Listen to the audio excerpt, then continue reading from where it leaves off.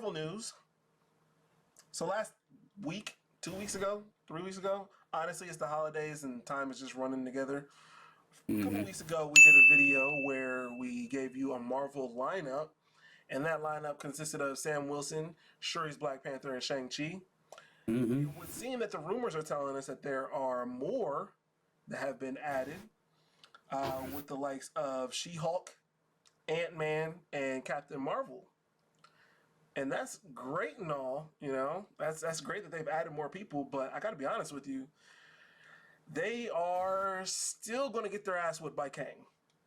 Either that or Kang is not going to be what we think he's going to be, because I mean you kind of have to taper your villain towards the cast that's supposed to fight him, right? Like Yeah. it's one or the other. It's either Kang is going to absolutely annihilate this Avengers team, or maybe the Kang we're expecting isn't the Kang we get.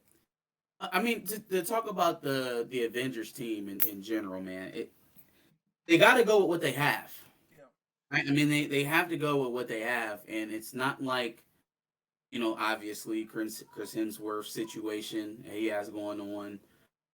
Robert Downey and Chris Evans are retired at the moment, so from those roles, they kind of have to deal with what they've built, Yeah. and it is a little telling that when they're giving their best swing, right? Because I don't think Phase Four, for what all criticisms we may have for it, was the MCU's best attempt. Kang Dynasty, Secret Wars, that will be their best swing. That'll be the best that they have. Yeah. There's not there's really nothing to expect beyond that. That I would think is that much bigger than a Secret Wars. You know what I mean? Mm-hmm. The potential of there was something else that I don't think we mentioned before when we were talking about this. They talked about how in Eternals, when they brought the Celestial Mm-hmm. out of the ground, he's kind of poking up in the atmosphere. We've always asked, like, yo, what's going on with that? Like, there's a whole Celestial up there just chilling and nobody's messing with. Um, but they were saying that there may be that may be the birth of the mutants. That they may be using the Celestial as an island, as a mutant home, and they're going to call it Genosha. If you know anything about Genosha in the comic books, that is, it was a mutant refuge, right? Kind of like a homeland, for lack thereof a Like better term Krakoa. here. So, yes, Krakoa-esque. It was Krakoa before Krakoa. There was a big travesty in the decimation event that killed about 16 million mutants on Genosha. But so yeah, it's a whole big thing, right? And there's a lot of ways that they can go with that. That would be a way for them to hop out of this, right? Like it just feels that like the Avengers saga for the MCU that well, maybe it hasn't run dry all the way, but the water level is low. Yeah. And maybe they're thinking like, we gotta get to something else. Well, I was thinking about it, and I noticed that the most tenured person that you have here is Ant Man, right? Ant Man will be on his Which, third fam, movie, but you know everybody else what? is one, two, You know what's three, four. interesting about Ant Man is I always assumed, because he's got a trilogy, that those movies had performed extraordinarily well. Like I was convinced that Ant Man had $1 billion movie out here.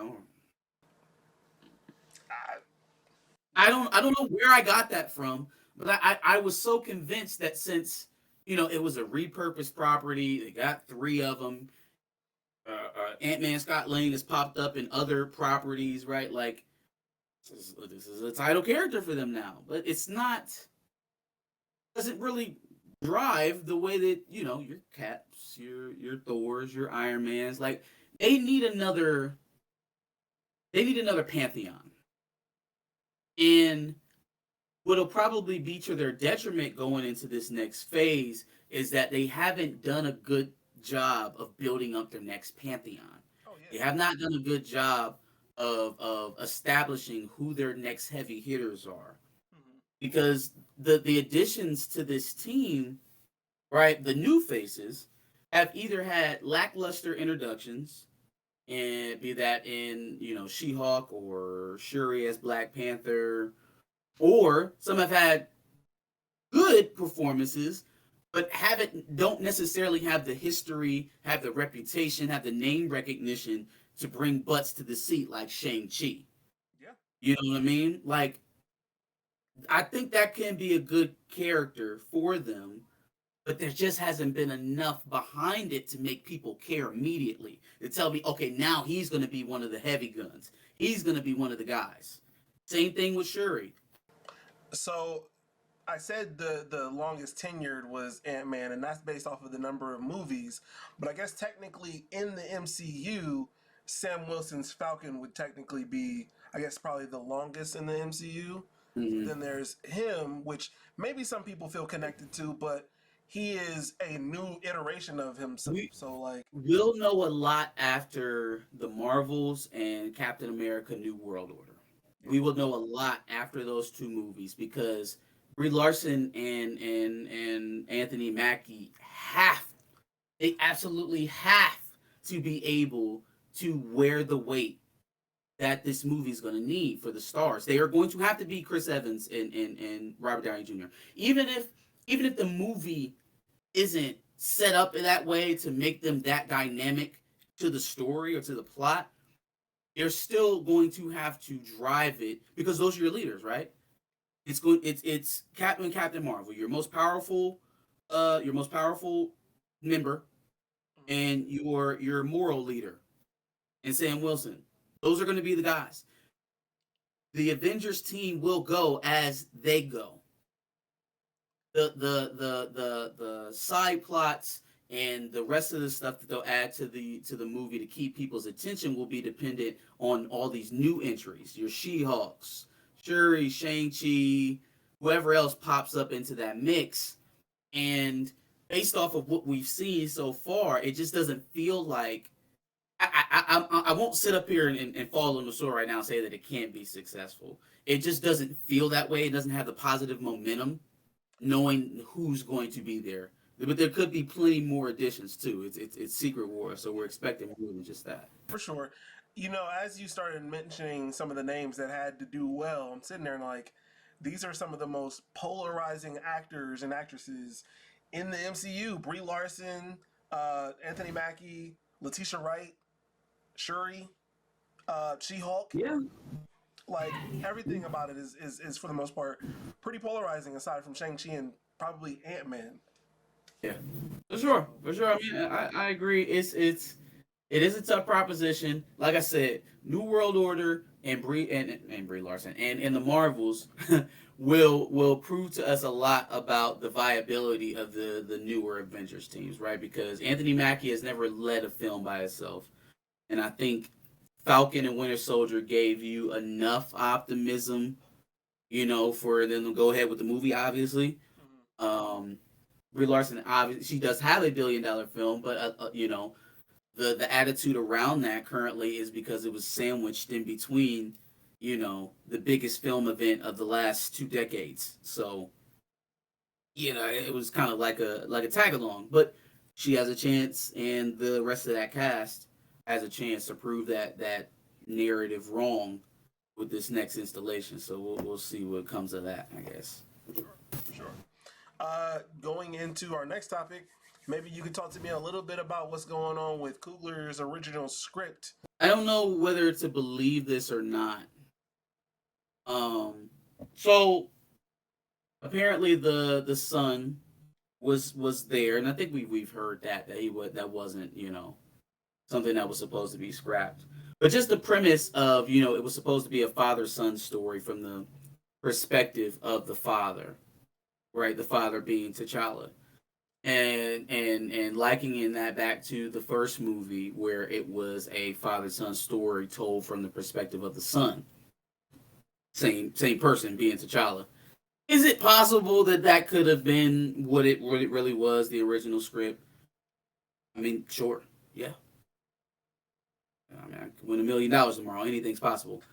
How we start with that, and there's still something that I'll table it after I kind of get through, the story of the article. But there's still something about that makes me cringe a bit.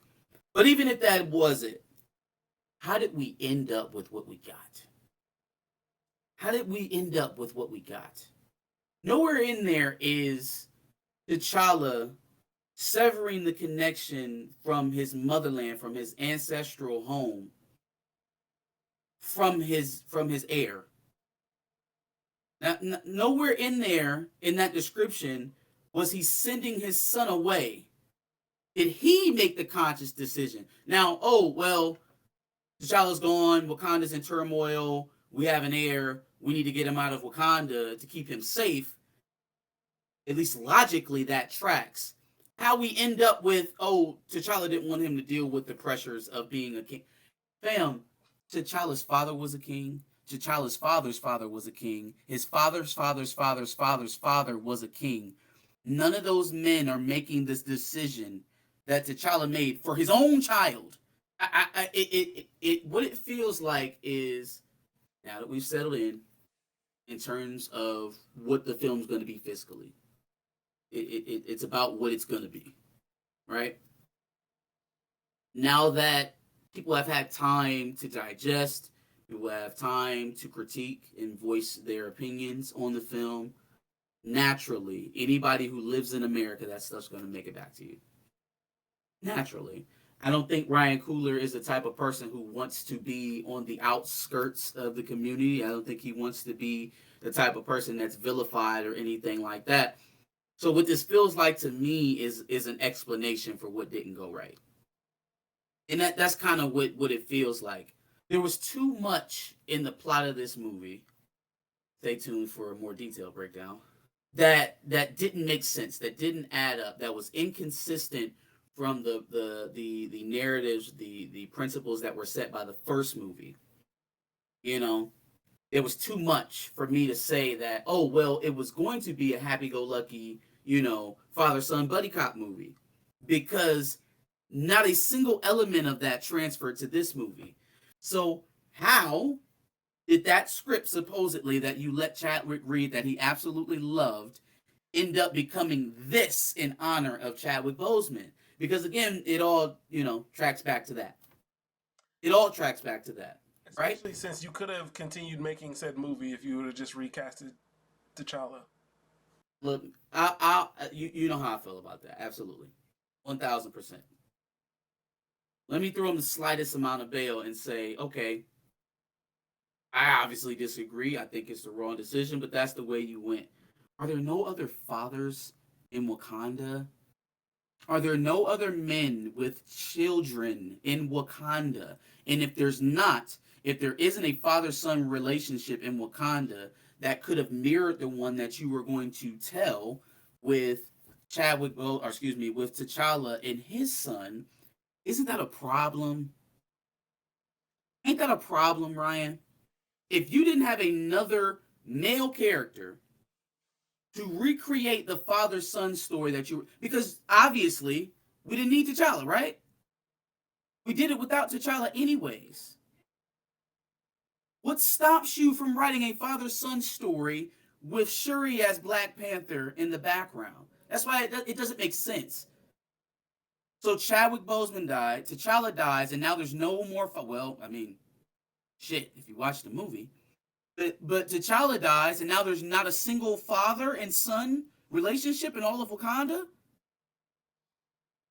And before you tell me that there wasn't room or there wasn't enough space, we got more side character development for other MCU projects in this movie than we did for characters that we longed for more exposure.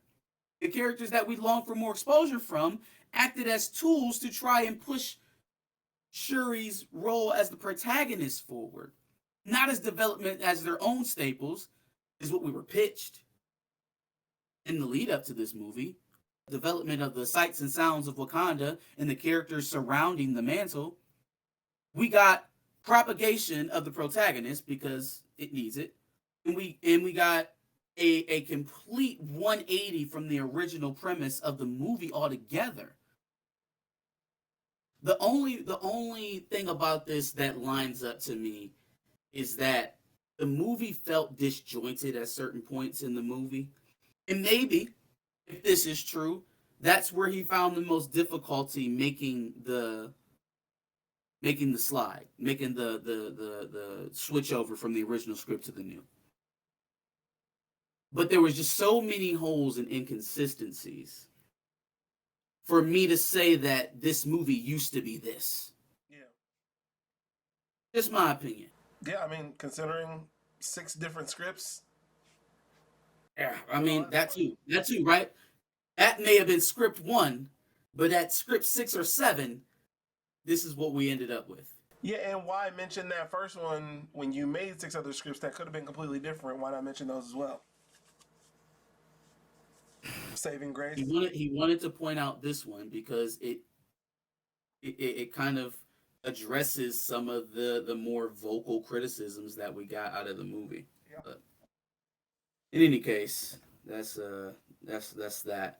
We had another rumor that popped up this week about Mr. Robert Downey Jr. What was going on there? Yeah, Robert Downey Jr. may have confirmed, according to rumors, that he will be in Secret Wars and possibly in Armor Wars as well. Yeah, I don't know if he confirmed it, but the folks are talking, and I mean, look, man, we try to stay as consistent as possible, and one of the things that I said about this phase is that the fan reactions on social media only mean so much to you. It can only be tracked so much. What really tells the story is the dollars and cents. What really tells the story is the merchandising, the toys, the apparel, the merch.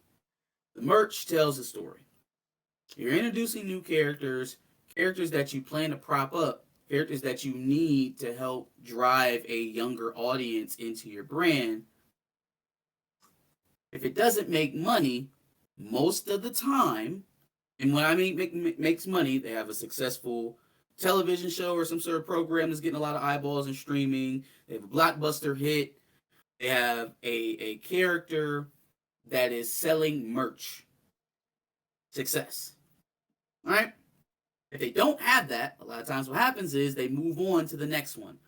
Or if they're not going to do that, then they find a way to bring that character along by validating them with a higher character. Same way Chris Evans brought along Anthony Mackie, right? The same way Thor ushered in Loki to have a solo series, right? We don't get a lot of the Loki moments that we have that made us long for a Loki series without Thor. So they went the route of introducing Riri Williams aside of Tony Stark, right? They even went as far as to draw an erroneous connection back to Wakanda, which to this day still makes zero sense to me. She spent about 40 minutes in that damn movie, and I still don't know why she was there. But another time for another day. Sure. They even went as far as trying to tie her back to one of the more popular, before one of the more popular brands in the MCU. Had to go, right? There's something about the reaction, if this is the case, that they didn't deem to be either positive or positive enough. Sure. It didn't get the enough of the reaction that they were expecting. So now, injecting somebody like RDJ back into the fold with this character gives it a second breath. It's almost like a second introduction. Mm-hmm. Right? Yeah, we saw her in Black Panther. Okay, she was a side character, is what it is. But now, Riri Williams and Ironheart in the series, this is her reintroduction. This is who she is. What is her origin? Why does she build the things that she does? How does she get that knowledge? What kind of people does she come from? Who's she gonna fight? What is her story? All right? You have a new chance to reintroduce that character. So you're not just going to run it back. You're not just going to run the same thing back. Yeah. So I could absolutely see them getting RDJ for something that they don't have to pay him $20 million for. Maybe we're not ready to bring him back, or maybe it's a kind of like an all-encompassing thing. We'll start getting cameos of RDJ leading up to Secret Wars. We'll see RDJ as an AI talking to Riri Williams, and then maybe we'll see him again in relation to some Secret War stuff. Because if they're going to bring him back for a movie, they're gonna have to come out their pocket. The last thing that they paid that man was 20 mil. I'm not. Why would I ever take less? Did I get less popular? You did. I didn't. So something like maybe like a cameo in a TV show is maybe too pricey for them. But if it's in conjunction with a broader scope of projects that they're re-upping him for, I can absolutely see it. For sure. And I think the MCU just needs something to get it out this hole that it's in currently. So, you know what? I mean, it's what we're talking about at Star Infusion. That's the quick fix. You know what I'm saying? That's the Lakers model to revamping a film studio. works for Sony. You could just take the workman's route, the Golden State Warriors route, and draft and nurture your talent and let it grow and water it a little bit. But see, that's not $1 billion behavior. So you kind of got it. The time it takes to do that would possibly lead to DC's rise, maybe. Maybe some people would say that if you're making the better content, it doesn't matter. But that's just me. That's just me. They can do as good as they want over there, but if we have the better product, it'll never matter. Facts. Can't deny that. Any other Marvel news, rumors, updates, anything like that? That's all I had. Give us your thoughts on everything that we discussed here. We had, additions to the Avengers lineup. We had Ryan Coogler's original Black Panther 2 script and Robert Downey Jr. rumored to come back for the Ironheart series. Make sure you like, share, and subscribe. Come back next week for more MCU content. And make sure you check out our previous video on Avengers lineup with just the three, Shang-Chi, Sam Wilson, and Shuri. And make sure you subscribe, like he said, because we do Marvel content